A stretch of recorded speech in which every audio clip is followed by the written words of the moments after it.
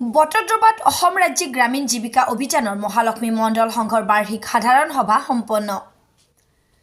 নগাঁও জিলাৰ বটদ্ৰৱা উন্নয়ন খণ্ডৰ অন্তৰ্গত অসম ৰাজ্যিক গ্ৰামীণ জীৱিকা অভিযানৰ মহালক্ষ্মী মণ্ডল সংঘৰ বাৰ্ষিক সাধাৰণ সভা সোমবাৰে সম্পন্ন কৰা হয়।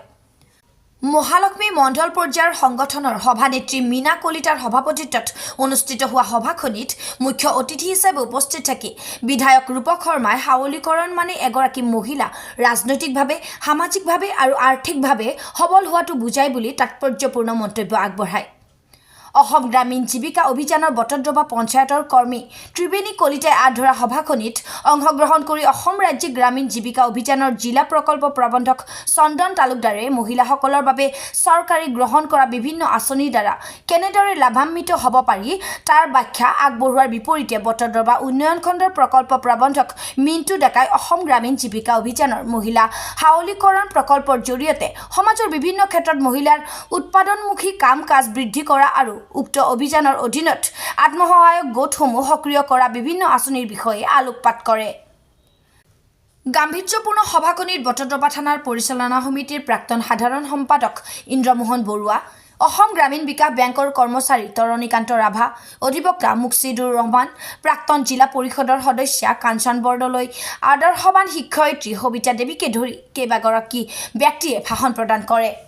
সভাত মহালক্ষ্মী মণ্ডল পৰ্যায়ৰ সংগঠনৰ সম্পাদিকা প্ৰতিভা ভূঞাৰ লগতে মহালক্ষ্মী মণ্ডল পৰ্যায়ৰ সংগঠনৰ বিষয়ববীয়াসকল, বটদ্ৰৱা উন্নয়ন খণ্ডৰ অন্তৰ্গত পঞ্চায়তসমূহৰ জীৱিকা সখী, কৃষি সখী, পশু সখী, বেংক মিত্ৰ, স্থানীয় আইমাতৃ আৰু যুৱতীসহ ৫ শতাধিক লোক উপস্থিত থাকে।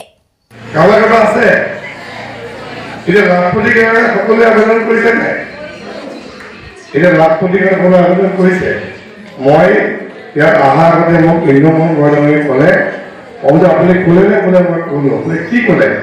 বোলে চৰকাৰে ক'লে যে মহিলাৰ কাৰণে কিমান কি কৰিছে তাই কথা কৈছে। এইখন চৰকাৰৰ মাননীয় প্ৰধানমন্ত্ৰী নৰেন্দ্ৰ মোদী ডাঙৰীয়াই হওক। বটদ্ৰৱা উন্নয়ন খণ্ডৰ অধীনত মহালক্ষ্মী মণ্ডল পৰ্যায় সংগঠনৰ আজি বাৰ্ষিক সাধাৰণ সভা আছিল। আমাৰ এই CLF-ত আমাৰ 4টা GP জড়িত হৈ আছে। ভোমোৰাগুৰি, বটদ্ৰৱা, ধুনীয়াগুটি, চহৰীয়া। আমাৰ ইয়াতে টোটেল SHG বুলি ক'লেতো 400ৰ ওপৰত আছে আৰু আমাৰ CLF-ত ভিউ আছে 21টা। আমাৰ অল মেম্বাৰ হ'ল 4,239 গৰাকী।